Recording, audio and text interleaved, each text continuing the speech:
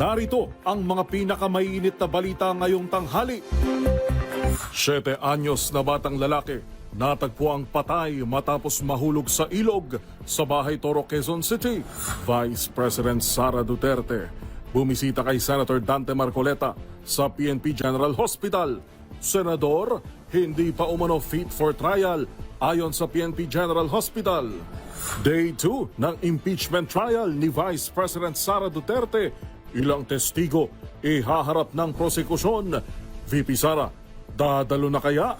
Bilis ng pagtaas ng presyo ng bilihin at serbisyo bumagal sa 6.4% noong Hunyo.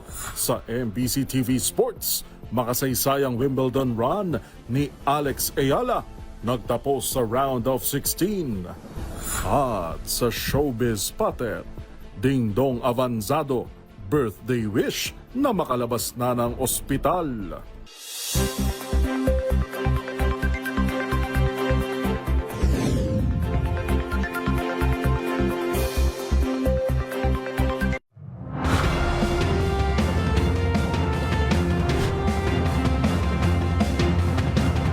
Bawat balita, makabuluhan. Bawat kwento, makapangyarihan. Boses ng Pilipino para sa Pilipino. Live mula sa MBC TV Studio. MBC TV Network News.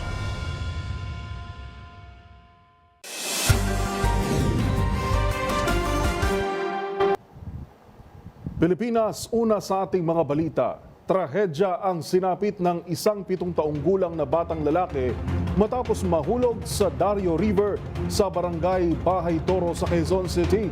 Matapos ang mahigit kalahating araw na search and rescue operation, natagpuan na ang walang buhay na biktima sa katabing barangay. Ang mga detalye ibabalita ni Val Gonzalez. Matapos ang mahigit kalahating araw na paghahanap, natagpuan na ang 7 taong gulang na batang lalaking nahulog sa malalim na bahagi ng Dario River na sakop ng barangay Bahay Toro, Quezon City. Sa katabing barangay Apolonio Samson, nakita ang labi ng biktima na nasa pulumpon ng mga basura. Alas 6 ng gabi kagabi, nang mahulog ang biktima habang nagpapalipad ng saranggola, lumalabas na hinabol umano ng biktima ang nabitawan nitong rolyo ng tali ng saranggola na naging dahilan ng kanyang pagkahulog. Kagabi ay bigo ang mga rescue team mula sa Philippine Coast Guard, Quezon City Disaster Risk Reduction and Management Office at Bureau of Fire Protection na mahanap ang bata dahil na rin sa lakas ng agos ng tubig. Nangyari kasi ang insidente sa kasagsagan ng malakas na pagulan. Pasado alas 6 na kaninang umaga nang makita ng mga nangangalakal ng basura ang labi ng batang biktima. Para sa MBC TV Network News, ako si Val Gonzalez, DZRH, una sa Pilipinas, una sa Pilipino.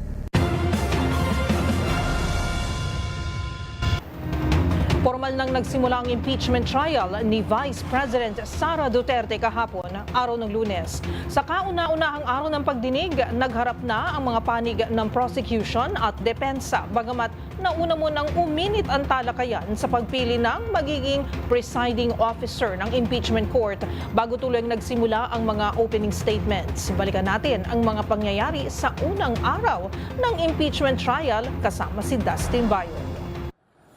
Napuno agad ang tensyon ng unang araw ng impeachment trial ni Vice President Sara Duterte rito sa Senado. Mula sa pagboto sa kung sino nga ba magiging presiding officer hanggang sa mga naging argumento ng prosekusyon at depensa. 21 senador kahapon ang dumalo sa unang araw ng paglilitis o impeachment trial kay Vice President Sara Duterte.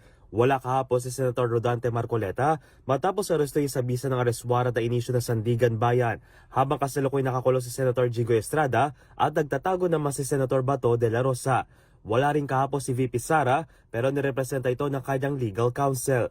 Binuksan ni Senate President Win Gatchalian ng paglilitis kung saan binigyan din ng kanilang trabaho at tungkuling nakaayon sa saligang batas. Magalang kong hinihikayat ang bawat Senator Judge naway ito pa rin natin ang ating tungkulin ng may dangal at pananugatan sa ating konstitusyon upang maging karapat-dapat tayo sa tiwalang ipinagkaloob sa atin ng sambayanang Pilipino. At nang bubuksan na nito ang pagboto sa magiging presiding officer, ay rito na nagkaroon ng tensyon ng igiti dating Senate President Alan Peter Cayetano na dapat ang Senate President ang mag-preside ayon umano sa framers ng 1987 Constitution. The Senate's jurisdiction over an impeachment trial is constitutional. The exercise of jurisdiction must conform to the Constitution, and the Senate's validity adopted impeachment rules. We cannot say we're following the Constitution, then we will not follow the Constitution. If the Constitution and its framers prescribe who shall preside, who are we to change the Constitution here today? Pero nanindigan dito si Gatchalian. My view is this resolution has been duly approved and everyone was given an opportunity to discuss that, to object. However, it was no one objected to that resolution, and it was duly approved by the body. So any discussion regarding this resolution should be discussed in plenary when the Senate convenes as a legislative body. Hanggang sa tumulong na rin mangumbisi rito ang kapatid na si Senator Pia Cayetano. So we looked at what the constitutional framers said. What did they say? Nagdebate na po sila, colleagues. Nagdidebate tayo dito. Giit naman ni Senator Kiko Pangilinan, inakyat na noon ng Cayetano ang issue sa Supreme Court nang ihain nitong ipawalang bisang sesyon noong June 3. If there is anyone who is out of order, with due respect, I think the proper process is the matter is pending before the Supreme Court. There is no temporary restraining order. There was a request for a status quo ante order. It was not granted. And therefore, the presumption of regularity behooves us as an impeachment court to proceed. And finally, Mr. President, allow me to reiterate, the point of order is improper. In fact, the debate on this matter here in the impeachment court is out of order, Mr. President. Hindi matigil ang tensyon hanggang sa tumayo na si Senator Ping Lacson upang inominate si Francis Chis Escudero bilang presiding officer. Your Honors, pursuant to Rule 2 of the Rules of Procedures on Impeachment Trials as amended, I move to elect Senator Judge Francis Joseph Guevara Escudero as the presiding officer of this impeachment court. Sa botong 12-8, naupo bilang presiding officer si Escudero kung saan siya ang hindi bumoto. Kasunod dito, pinatatag na Escudero ang voting threshold na mananatili sa 16 o 2/3 ng kabuang bilang ng mga senador. Sinimula ng opening statement ng prosecution kung saan inisa-isa nito ang nilalaman ng 4 na articles of impeachment kung saan unang tatalakayin ang Article 4 o death threat si VP Sara laban sa Pangulo. Ayon kay Lead Prosecution Panel Jervil Luistro, panahon na upang ipakita na pantay sa mata ng batas ang lahat kahit pa ang mga nasa pwesto. That accountability exists only for the weak. That public office grants immunity against accountability. Your Honors, this is not the republic envisioned by the Constitution. This is not the republic deserved by the Filipino people. Sinagot naman dito ng depensa kung sa malinaw umano ang layunin ng prosecution na alisin sa pwesto si VP Sara Duterte. Ang malinaw na layunin sa likod ng mga paratang na ito ay ang pagpapatalsik sa isang vice-presidenteng inihalal ng mahigit 32 milyong Pilipino at bunga ng kanilang malayang pagpapasya.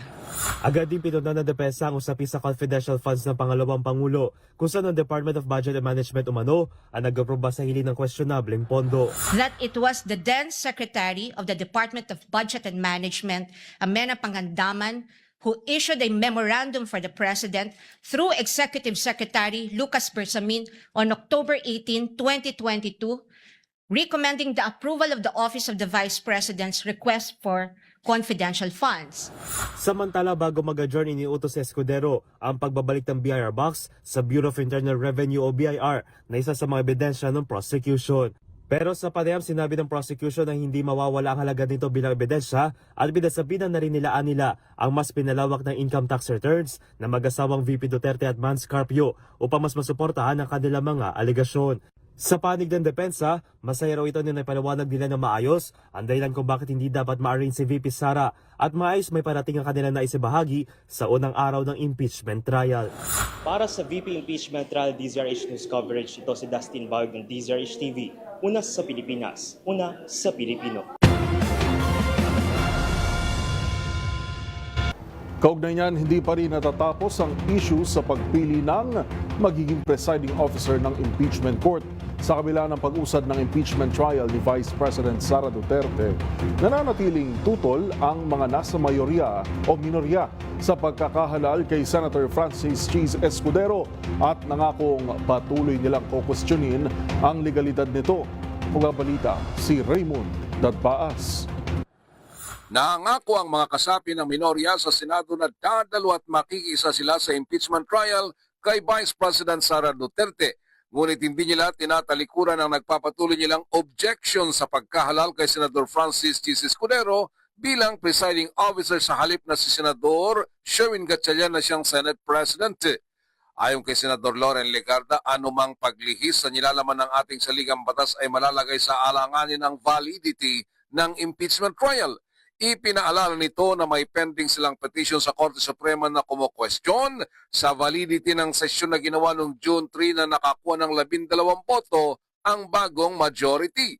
Sabi ni Legarda, kabilang siya sa iilang senador na nakaranas na ng impeachment trial gaya kay dating Pangulong Joseph Estrada noong November 2000 hanggang January 2001, Chief Justice Renato Puno mula December 2011 hanggang May 2012, at Vice President Sara Duterte nitong July 2025. Iginit naman ni Senate Minority Leader Alan Peter Cayetano na dahil sa pagpili ng panibagong presiding officer ay malalagay sa integridad ang buong proseso ng impeachment. Sabi ni Cayetano, ayaw umano nito na ang impeachment trial ay may deklarang null and void. Ayaw nitong may mga delay at ayaw niyang may walk out. Iginit naman ni Senador Amy Marcos na hindi dapat binabaluktot ang batas kapag ito'y napakaklaro na ang Senate President ang dapat ay presiding officer sa impeachment trial. Ganon din ang kanilang kino-question na sesyon noong June 3 na nakakuha ng 12 boto at napatalsik bilang Senate President si Senador Alan Peter Cayetano. Si Senador Cheese Escudero ay dating kakampi sa grupo ni na Senador Cayetano bago nahimok na sumali sa bagong mayorya na ang Senate President ay si Senador Sherwin Gatchalian. Para sa MBC TV Network News, ito si Raymond Dadpaas ng DZRH, una sa Pilipinas, una sa Pilipino. Habang nagpapatuloy ang impeachment trial sa Senado, nagtungo naman si Vice President Sara Duterte sa Camp Crame upang dalawin ang kanyang kaalyadong si Senador Rodante Marcoleta.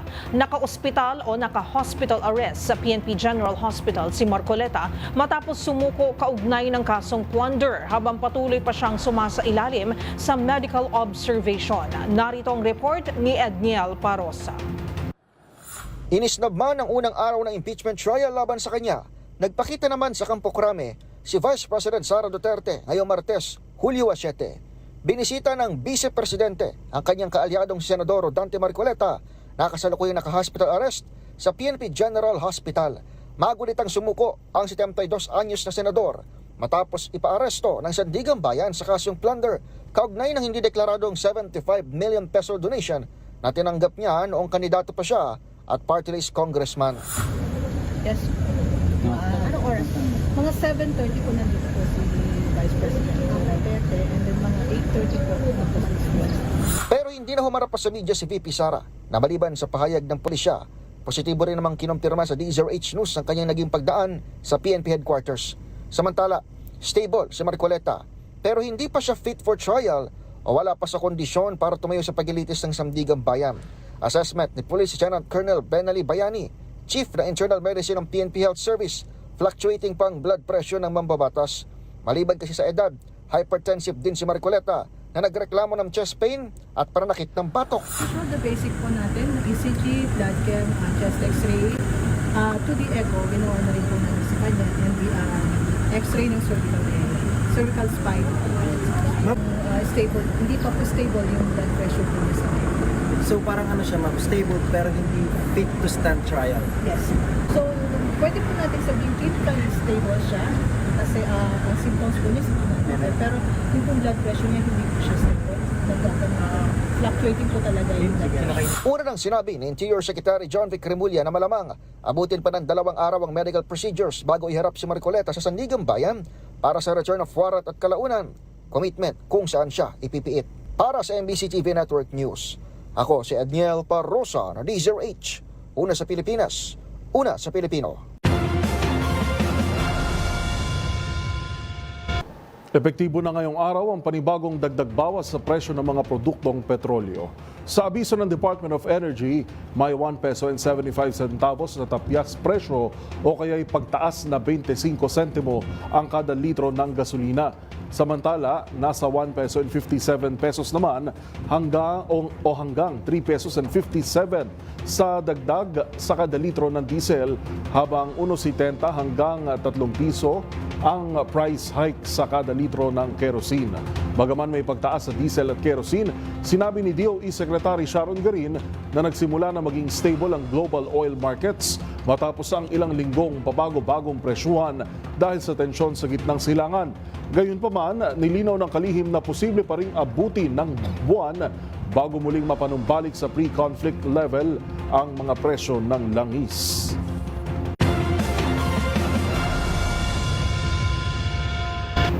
Samantala, bagyang bumagal ang pagtaas ng presyo ng mga bilihin at serbisyo sa bansa noong Hunyo matapos maitala ang inflation rate sa 6.4% ayon sa Philippine Statistics Authority. Ayon sa PSA, nakatulong sa pagbagal ng inflation ang pagbaba ng presyo ng mga produkto ng petrolyo at paghupa ng pagtaas ng presyo sa ilang pagkain. Narito ang report ni Rovic Manuel. Bahagyang bumagal sa antas ng 6.4% ang inflation rate o bilis ng pagtaas ng presyo ng mga bilihin at serbisyo sa bansa nitong Hunyo 2026 ayon niyan sa Philippine Statistics Authority o PSA. Ayon sa ulat ni PSA Undersecretary Claire Dennis Mapa, sinabi nito na mas mababa ito kumpara noong nakaraang buwan ng Mayo na may 6.8%, ngunit mas mataas naman noong June 2025 na may 1.4%. Dahil dito, naitala ang average inflation rate na 4.8% mula Enero hanggang Hunyo ngayong taon. Ayon sa ahensya, pangunahing dahilan ng pagbaba ng inflation ay ang pagbaba ng presyo sa sektor ng transportasyon na may 12.8% ngayong buwan kumpara sa 16.2% noong Mayo. Partikular na dahilan nito ang sunod-sunod na rollback sa presyo ng produktong petrolyo, bunsod ng paghupa ng tensyon sa Middle East. Dagdag pa ni Mapa, bagamat nakita ng pagbagal sa inflation, malaki pa rin ang factor ng Middle East conflict sa mataas pa ring presyo ng ating transport at energy sector. Yung ating transport, no, particularly yung prices ng energy-related items in our CPI basket, while pababa siya but substantial. Like for example, yung ating transport, 12.8% inflation rate pa rin ito. Naman sa energy na related din sa conflict, no, yung electricity natin, sabi ko nga kanina, highest ito in close to 3 years, and LPG. So this external factor, yung Middle East conflict, would still be a major factor to our overall inflation moving forward. The good news is that we are seeing parang pababa na rin. No? Kasabay nito, bumagal din ang pagtaas ng presyo ng food and non-alcoholic beverages sa 5.2% mula sa 5.7% nitong Mayo. Partikular na ang karneng baboy at iba pang slaughtered land animals. Cereal and cereal products kabilang bigas at isda o seafoods naman tulad ng bangus. Pasok naman ang naitalang inflation rate noong Hunyo sa target range ng Bangko Sentral ng Pilipinas o BSP na nasa 6 to 7%.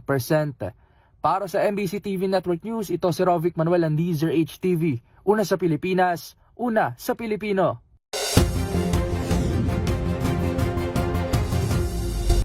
Sa kapapasok lang ho na balita, kumpirmado na dumating si Vice President Sara Duterte sa Senado ngayong tanghali. Ang mga detalye tinutukan live ni Giselle Ricafort. Giselle, kamusta dyan? Dumating na si Vice President Sara Duterte dito sa Senado para sa ikalawang araw ng kanyang impeachment trial. Ilang minuto pa lamang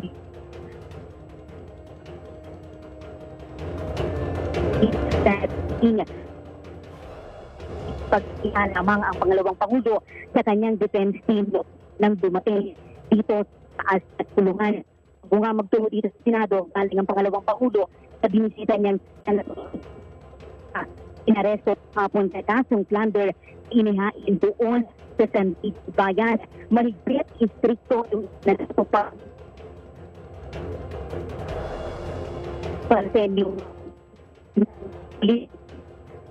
mula sa Capital Region Police Office. Una nang dumating kanina, ilang oras nakararaan yung ilang tauhan ng Vice Presidential Security and Protection Group dito sa Senado bago dumating ang pangalawang Pangulo.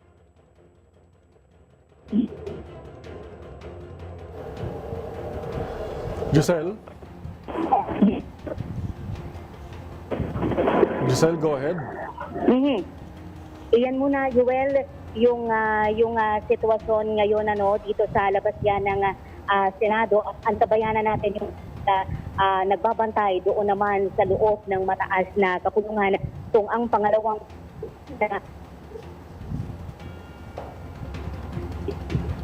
hindi na itong mataas o kung saba ay magpapaunlak ng panayam doon sa mga kasamahan natin sa hanap buhay. Ito si Giselle Ricafort, sa Pilipinas. Maraming salamat, Giselle Ricafort. Antabayanan ho ang development kaugnay ng pagdating ni Vice President Sara Duterte sa Senado, lalo na kung dadating o haharap pa siya sa impeachment trial mamayang hapon.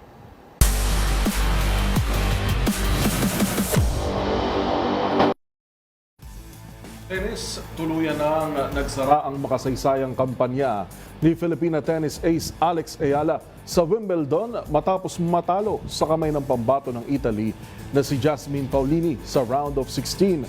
Ang naging laro, tinutukan ni match point Mili Borja. Nagtapos ang makasaysayang kampanya ni Alex Ayala sa Wimbledon matapos siyang matalo kay 2024 finalist Jasmine Paolini ng Italy with 6-4, 4-6, 6-3 sa round of 16 na ginanap sa center court ng All England Club. Mula sa malaking panalo laban sa defending champion na si Iga Swiatek sa nakaraang round, hindi na ipagpatuloy ng 21-year-old Filipina ang kanyang momentum matapos mahulog sa ilang mahalagang pagkakamali sa huling bahagi ng laban. Umabot ng 2 oras at 21 minuto ang matinding bakbakan. Naging mabigat ang ikawalong laro ng ikatlong set nang mabreak ang serve ni Ayala matapos makagawa ng magkasunod na double fault at backhand error na nagbigay kay Paolini ng 5-3 na kalamangan. Nakakuha pa ng unang 2 puntos si Ayala sa sumunod na laro, subalit 3 sunod na errors ang tuluyang nagtapos sa kanyang pag-asa. Sa kabila nito, nagpakita pa rin ng matinding tapang si Ayala matapos makabawi mula sa pagkatalo sa unang set. Mula sa 3-2 na pagkakalamang ni Paolini sa ikalawang set, nanalo si Ayala sa 4 na sumunod na 5 games upang maitulak ang laban sa deciding set. Naging dikit ang ikatlong set habang nagpapalitan ng hawak sa serve ang 2 sa unang 7 games hanggang sa mabreak ni Paolini ang serve ng Pilipinas sa ikawalong game at tuluyang maisara ang laban. Nakaganda rin si Paolini matapos talunin si Ayala kasunod ng kanyang pagkatalo sa Pilipinas sa Dubai Tennis Championships noong Pebrero. Dahil dito, nagtabla sa 1-1 ang kanilang head-to-head record sa WTA Tour. Ikalawang beses pa lamang ding nakapasok si Paolini sa Wimbledon quarterfinals matapos maging runner-up noong 2024. Sa kabila ng pagkatalo, muling gumawa ng kasaysayan si Ayala bilang kauna-unahang Filipina na umabot sa ika-4 na round ng isang Grand Slam singles tournament. Sinimulan niya ang kanyang kampanya sa panalo laban kay Renata Zarazua ng Mexico. Sinundan ito ng pagganti kay Maya Joint ng Australia bago gulatin ang defending champion na si Iga Swiatek sa isa sa pinakamalaking panalo ng kanyang karera. Batay sa live WTA rankings, inaasahang aangat si Ayala sa world number 28, ang pinakamataas na ranggo sa kanyang professional career. Para sa MBC TV Network News, ito si Mili Borja ng DZRH TV, una sa Pilipinas, una sa Pilipino. Narito ang mga balitang dapat ninyong abangan. Guam, hinagupit ng super bagyong Bavi. Asa showbiz spotted, Bimbi Aquino, dinonate ang kalahati ng sweldo sa isang simbahan. Bimbi Riza May, bagong love team. Lahat ng yan sa pagbabalik ng MBC TV Network News.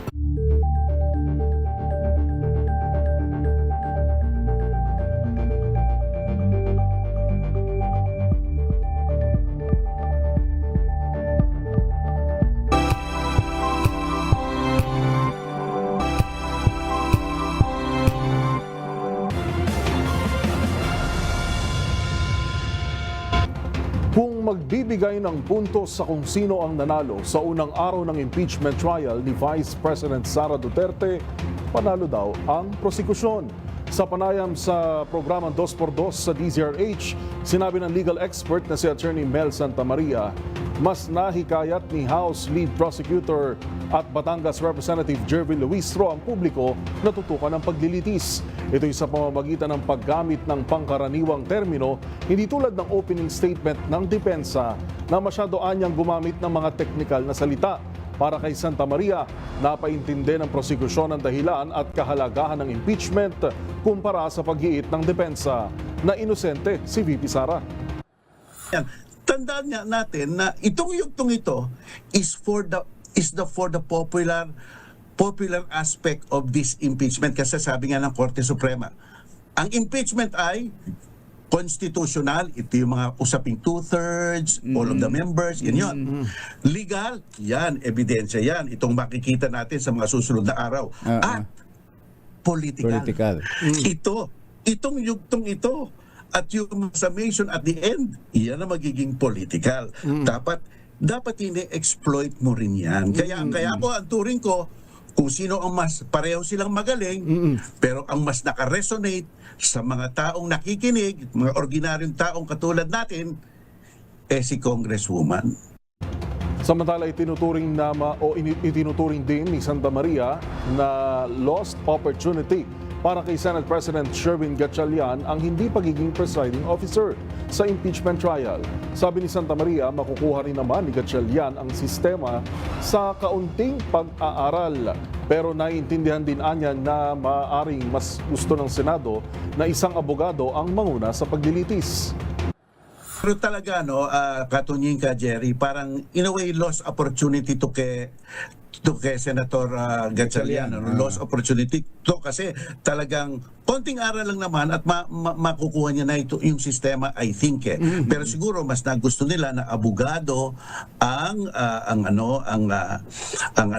magpe-preside. Pagkamat nagkaroon pa ng distraction dito, nagkaroon pa ng distraction yung question ang pagtatalaga kay Chis Escudero, pero nasagot naman kaagad-agad.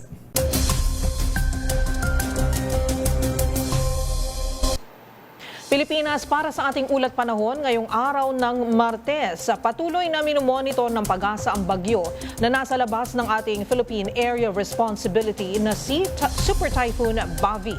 Huli itong namataan sa layong 1,900 kilometers east of Central Luzon. Taglay nito ang lakas ng hangin na aabot sa 185 kilometers per hour at bugso na nasa 230 kilometers per hour habang kumikilos ng 20 kilometers per hour west-northwestward. Ayon sa PAGASA, posible nang pumasok ng ating PAR ang Super Typhoon mamayang gabi o bukas ng umaga at tatawaging Bagyong Inday. Bagamat mababa ang posibilidad na mag-landfall sa Luzon, maaari pa ring magtaas ng tropical cyclone wind signal sa Hilaga at silangang bahagi ng Northern Luzon simula Martes ng gabi o Miyerkules ng umaga. Asahan din ang paglakas ng southwest monsoon o habagat na magpapaulan naman sa Hilaga at kanlurang bahagi ng bansa. Samantala ngayong araw, asahan pa rin ang mainit at maalinsangang panahon sa malaking bahagi ng bansa dulot ng easterlies. Ngunit may tsansa pa rin ng localized thunderstorms.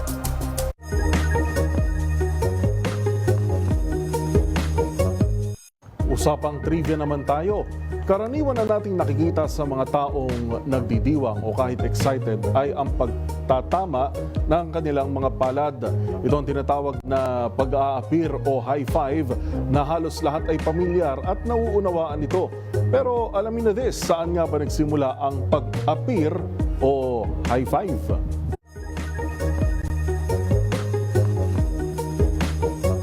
Ang pag-aapir o high five ay unang naidokumentong ginawa ng tao noong 1977. Nagsimula ito sa dalawang manlalaro ng baseball na si Dusty Baker at Glenn Burke mula sa Los Angeles Dodgers. Nang makapag-home run si Baker, sa labis nitong tuwa ay itinaas ito ang kanyang kamay na sinalubong naman ni Burke. Dito na nagsimula ang modernong high five o apir sa Tagalog. Bagamat may ilan pang pinaniniwala ang pinagmulan nito, ang kwento ng baseball ang isa sa kilala at tinanggap ng marami.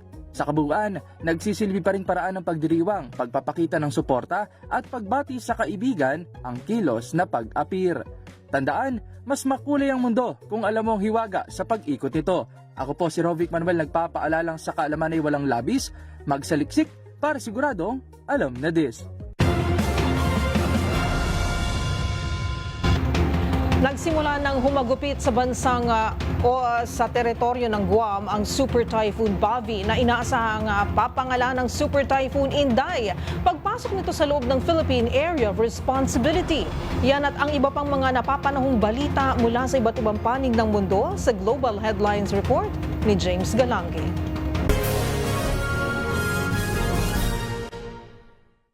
Balita mula sa Guam. Pinalilikas ng mga residente ng nasabing bansa, partikular na sa bahagi ng Northern Mariana Islands dahil sa gupit ni Super Typhoon Bavi na kasalukuyang nasa Hurricane Category 5.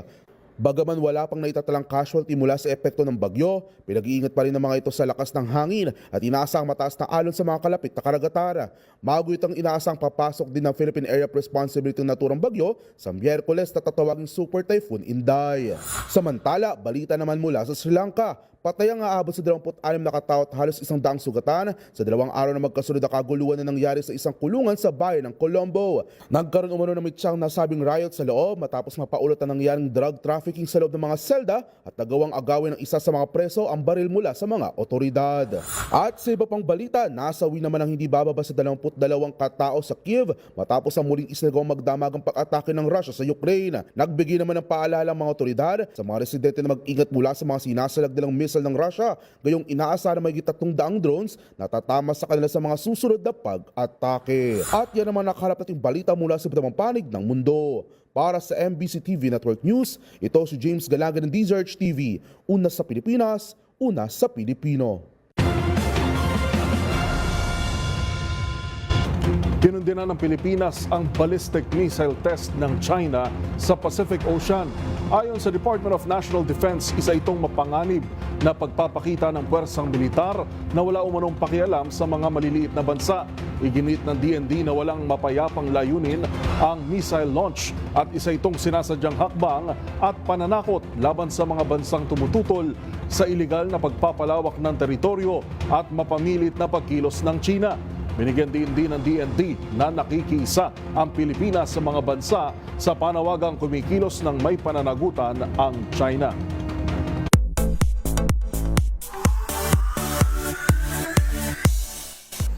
Sa mundo ng showbiz, bumuhos ang get well soon messages para kay Ding Dong Avanzado.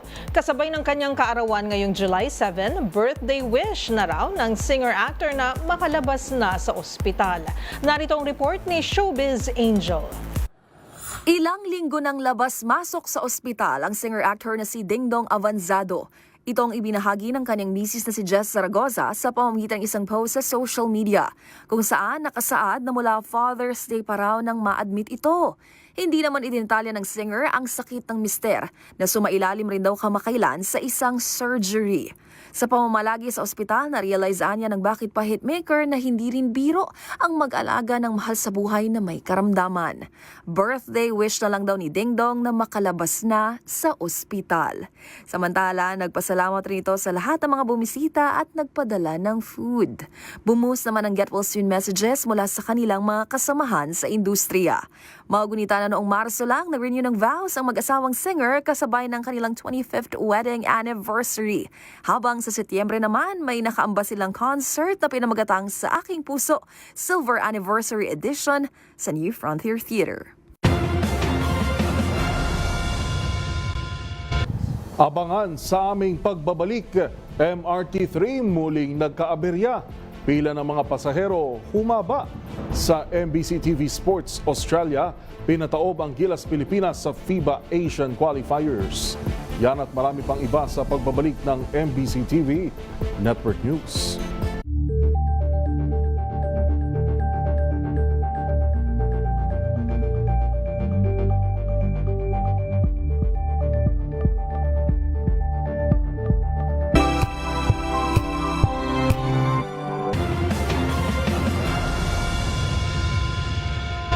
Sa pagsisimula ng ikalawang araw ng impeachment trial ni Vice President Sara Duterte, dumating na sa Senado ngayong tanghali ang ikalawang Pangulo. Kamustahin natin ang sitwasyon ngayon sa Senado mula kay Milky Rigunan. Miss Milky, kamusta dyan? Sa tanghali, Yuel at Karen, kahapon, ay ma-extend ang unang araw ng impeachment trial kay Vice President Sara Duterte. Ngayon ay expected ang long day dahil ipipresenta ng House Prosecution Team ang tatlo sa kanilang mga witness. Uunahin ang articles of impeachment laban kay Vice President Sara Duterte. Kung yung matatandaan na Yuel at Karen ay uunahin itong Article 4 dahil ayon sa House Prosecution Team, ito ang mas maumaan sa publiko pag gagawin ng lalakad ng articles of impeachment kay Vice President Sara Duterte. Detestigo ang dalawang witness mula sa National Bureau of Investigation para i-authenticate ang video na napapanood sa iba't ibang social media platforms. Sa video mapapanood ang paggumantaan ni VP Sara CBS, House Speaker and now later Representative Martin Romualdez. Ang isa ay mula sa House of Representatives na nasa Congress nang magbanta at mag-speak out ang Vice Presidente sa silid ng kanyang kapatid na si Davao Representative Paulo Duterte. Muling i-describe na ito ng prosecution team, the video speaks for itself. At nagkagulo rin dito sa loob ng Senado, Yuel at Karen, dahil dumating kanina lamang si Vice President Sara Duterte. Siya ay nakasuot ng kulay green na top. Ang dami ng media ang talaga namang gustong mapakinggan ang reaksyon ng Vice Presidente sa magiging ikalawang araw ng impeachment trial. Kung ganina ng kami ay dumating mga mag-alas 6 ng umaga, ay ang corridor itong second floor ng Senate building. Pero kanina, nang dumating si Vice President Sara Duterte, nawala yung lahat at nagkagulo ang mga media para makakuha ng reaksyon at nakunan din ng video at litrato ang pangalawang Pangulo. Dahil kung pinapangarap din ng prosecution at ng mga mamamayan natin na humarap siya dito sa impeachment trial. Pero ayon sa mga miyembro ng depensa, ay hindi siya haharap sa loob ng Senate Impeachment Court. Ang Vice Presidente ay pinulong lamang ang legal team at ang depensa para sa ganoon ay unang-una, bigyan sila ng suporta sa pagsisimula ng actual na impeachment trial. At the same time, baka may mga direktiba rin ibibigay sa kanila ang pangalawang Pangulo kaugnay na pag-usad ng impeachment trial sa kanila ngayong araw na ito, ang pangalawang araw ng impeachment trial at tatlong mga witnesses ang ihaharap ng House Prosecution Team. Uunahin ng Article 4 o yung pagbabanta na ginawa niya sina Pangulong Bongbong Marcos, First Marcos at si dating House Speaker Martin Romualdez. Sa ngayon ay medyo naging kalmado ang sitwasyon dito sa Senado dahil ongoing yata pa rin yung nasusupasyon ng Vice Presidente sa team na para unang-una ay kunin ang kanilang support. At the same time, pasalamatan dahil kahapon ay naging maayos naman ang kanilang presentasyon sa unang araw ng impeachment trial laban sa Vice Presidente. Inaasahan alas 4 ay magsisimula uli ang ikalawang araw ng impeachment trial. Karen at inaasahan very long day daw ngayon dahil sa tatlong witnesses na ipipresenta ng prosecution at uunahin ang isa sa mga nila ay pinakamalakas na article of impeachment ng palaban sa Vice Presidente doon pagbabanta sa buhay ni Pangulong Bongbong Marcos, First Lady Lisa Marcos at former House Speaker Martin Romualdez. Yan muna ang sitwasyon dito sa Senado na Senate Impeachment Court sa kaso o impeachment ng case sa isinampa laban sa Vice Presidente. Para sa VP Sara Impeachment Trial, the DSRH Special Coverage, ako si Milky Regunan, una sa Pilipinas, una sa Pilipinas. Live mula sa Senado, maraming salamat, Miss Milky Regunan.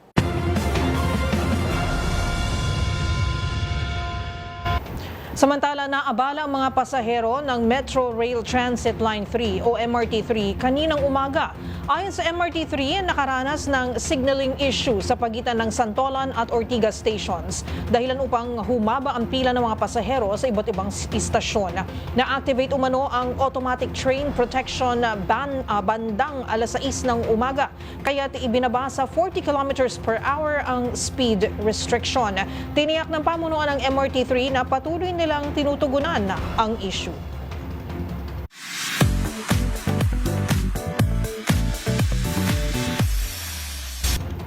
Opisyal nang inilunsad sa Quezon City ang Sagip CPR campaign sa pangunguna ng isang pharmaceutical company sa bansa. Layunin ng kampanya na palawakin ang kaalaman ng publiko sa iba't ibang life-saving skills tulad na lang ng pagsasagawa ng hands-only cardiopulmonary resuscitation o CPR.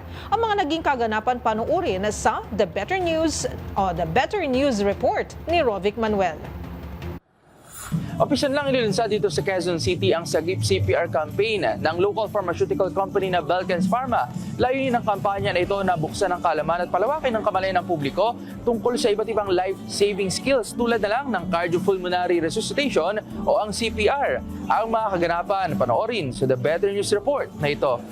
Aabot sa halos 400 city department at barangay staff ng Quezon City Government ang sumailalim sa cardiopulmonary resuscitation o CPR training.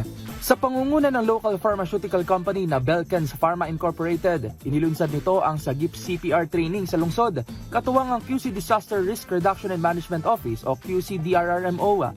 Sa programa itinuro sa mga kawani kung paano nga ba tama at wastong isagawa ang basic hands-only CPR at maging ang paggamit ng automated external defibrillators o AED. Ayon sa Belkens, layunin ng kampanyang ito na palawakin ang kaalaman ng ordinaryong Pilipino na kumilos upang makapagligtas ng buhay gamit ang life-saving skills tulad ng hands-only CPR. We want to be able to train 1 million Filipinos in the a very simple life-saving skill of hands-only CPR. It's a very simple skill, pero maraming matulungan dahil dyan. If there is one family member na marunong man lang sana mag-intervene to create that intervention in the first few minutes of an attack, then we can save lives. Mahalaga din daw ito lalo na sa panahon ngayon na mas tumataas na ang kaso ng cardiovascular disease tulad ng stroke na isa sa nangungunang dahilan ng pagkasawi ng mga Pilipino. Dagdag pa nila Raga, malaking tagumpay para sa Belkens ang inilunsad na programa sa QC na kauna-unahang LGU na kanilang naging partner sa buong Metro Manila. We've been wanting to have a partnership with QC LGU for the longest time. So this is a significant milestone. Yung tagline ng Belkens is we make life better. Kaya po nagkaroon kami ng advocacy na Sagip CPR because ang dami rin naming products rin na heart, for the heart. So it's a good way to commemorate the 20th anniversary of Belkens and of reaching out, to make lives better for Filipinos. Sa programa, binigyan din naman ni Bianca Perez, head ng QC-DRRMO, ang kahalagahan ng partnership na ito upang mapaghusay ang kahandaan ng komunidad tuwing magkakaroon ng emergency. Samantala, ang CPR ay isang pangunang lunas na isinasagawa sa isang tao na tumigil ang tibok ng puso at hindi humihinga ng normal, habang ang AED naman ay isang portable na aparato na nagbibigay ng electric shock upang subukang maibalik ang normal heartbeat ng isang pasyente. Ang Belkens Pharma ay isang all-Filipino pharmaceutical company na itinatag noong 2006 at kilala sa pagbibigay ng abot-kayang mga gamot na nakapokus sa cardiovascular, endocrine at gastric disease. Patuloy rin sila sa pakikipag-partner sa iba't ibang LGU, konstitusyon at komunidad sa bansa upang magbahagi ng kaalaman sa simpleng pagliligtas ng buhay at makapaghatid ng serbisyong medikal para sa mga Pilipino. It's not just making life better through the medicines that we provide. So that's why we are here. We'd like to be able to reach out beyond the clinics, beyond providing those medicines. Mula dito sa Quezon City Hall, may center para sa MBC TV Network News. Ako si Rovic Manuel ng DZRH-TV. Una sa Pilipinas, una sa Pilipino.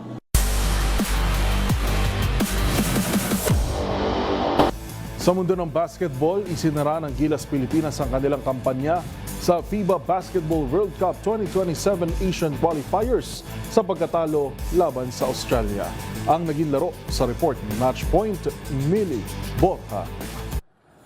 Umuwing luhaan ng Gilas Pilipinas mula sa kanilang biyahe sa Australia at New Zealand matapos tapusin ang unang yugto ng FIBA Basketball World Cup 2027 Asian Qualifiers sa isa pang mabigat na pagkatalo. Sa pagsabak ng Nationals na wala ang naturalized star na si Justin Brownlee, yumukod ang Pilipinas sa host ng Australia with 92-49 final score noong Lunes. Walang malalaro ng Gilas ang umabot sa double-digit scoring habang bumagsak sila sa 2-4 record upang tapusin ang Group A sa ikatlong pwesto. Samantala, nanatili namang walang bahid ng pagkatalo ang Boomers sa 6-0. Pinangunahan ni Judmar Fajardo ang Gilas sa tulong ng 8 puntos, 8 rebounds, 3 assists at 2 blocks, habang nag-ambag si Mike Phillips ng 6 na puntos at 12 rebounds sa pagliban ni Brownlee dahil sa iniindang injury. Nagtala naman ng tig-9 na puntos sina Dwight Ramos at 8 puntos si Kevin Kiambao. Nakompleto ng Pilipinas ang winless campaign nito sa ikalawa at ikatlong window matapos malasap ang 4 na magkakasunod na pagkatalo laban sa Australia at New Zealand sa kanilang home at away games. Pinamunuan ni naturalized guard Bryce Cotton ang Australia sa kanyang 21 points, kabilang ang 13 sa unang quarter pa lamang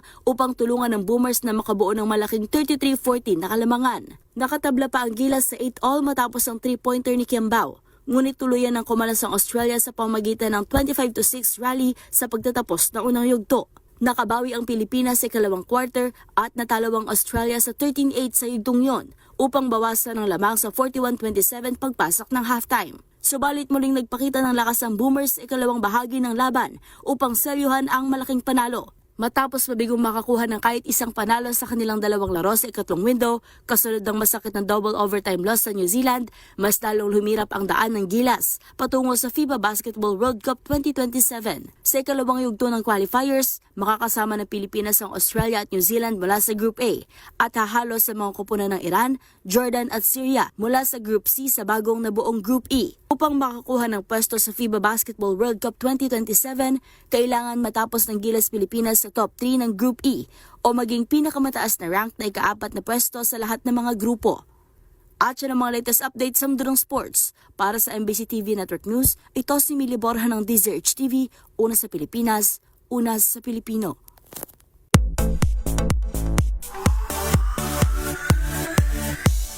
Sa mundo ng showbiz, napapanood na bilang guest host sa isang noontime show ang bunso ni Chris Aquino na si Bimby.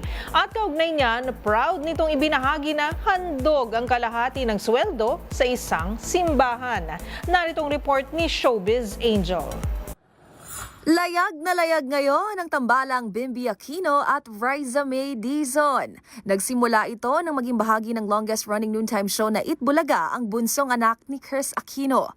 At bilang guest host, kamakailan nga lang natanggap na ni Bimb ang kanyang first adult sweldo. Siyempre, unaan niya sa listahan ng iti-treat ay ang ina, habang ang kalahati ng kinita ay... Ayan ang promise ni Mama to my priest, si June. Father June. Or he's a bishop now yata. So we're gonna donate half of it muna. Maliban kay Queen of All Media, full support at bumisita nga rin kay Bimb sa Itbulaga ang kapatid nitong si Josh. Una nga riyan, minsan ding nag-dinner ang tambalang Maybe kasama ang kani-kanilang ina. Para sa MBC TV Network News, ito ang Showbiz Angel ng DZRH TV. Una sa Pilipinas, una sa Pilipino. Sa panahon ngayon kung saan Wi-Fi is life, malaking abala na kung ituring ang electrical interruptions gaya ng brownout. Pero para sa malalaking korporasyon, maski ang panandaliang downtime sa sistema ay katumbas na agad ng milyong-milyong halaga ng gastos. At bilang tugon sa problemang ito, ilan sa mga minungkahing solusyon ng ating engineering professionals ay ang paggamit ng online condition monitoring at hybrid lightning protection. Himay natin ang mga detalye sa report ni Arnold Herrera. Malaking tulong ang transformers para sa ligtas na transmission ng kuryente sa mga commercial establishment, mga kabahayan at hanggang sa mga maliliit na gadgets.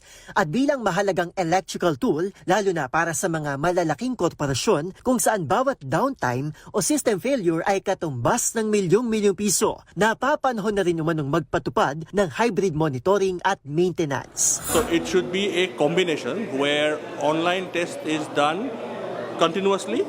That gives you the 24/7 data, and on the basis of that data, you do your offline testing. In our industry, we predominantly rely on periodic time-based maintenance, and what happens is you miss certain points in between.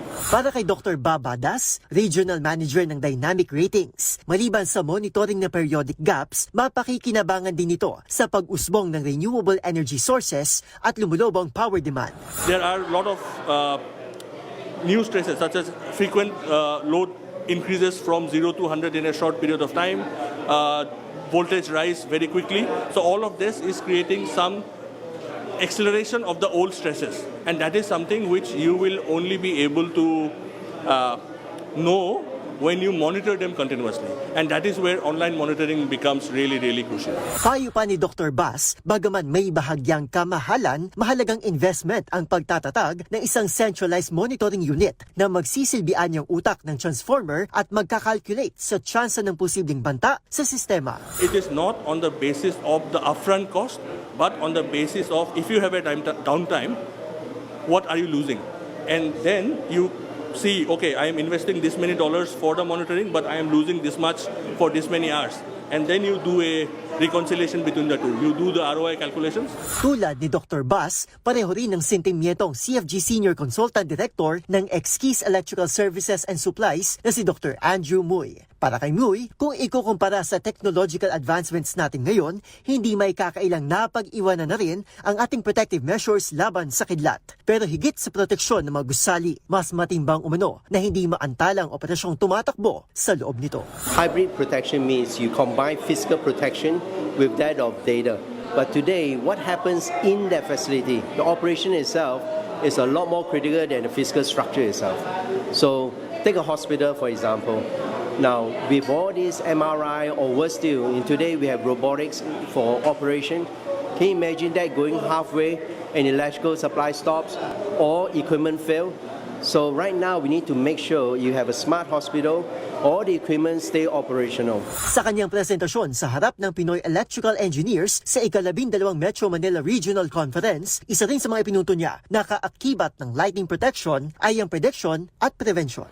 So now, instead of waiting for things to happen unannounced, we want to be able to predict when it's going to fail so that we can actually replace such equipment before it breaks down. So this system is not meant to just protect, predict, is to help you manage your finances as well. Para sa MBC TV Network News, ito si Arnold Herrera ng DZRH TV. Una sa Pilipinas, una sa Pilipino. At iyan na po mga balitang aming nakalap ngayong araw ng Martes. Ito po si Yuel Reyes. At ako naman po si Karen Oyong. Magkita-kita tayong muli bukas para sa mga balitang makabuluhan, mga kwentong makapangyarihan. Hatid ang boses ng Pilipino para sa Pilipino. Ito po ang MBC TV Network News. Una sa Pilipinas, una sa Pilipino.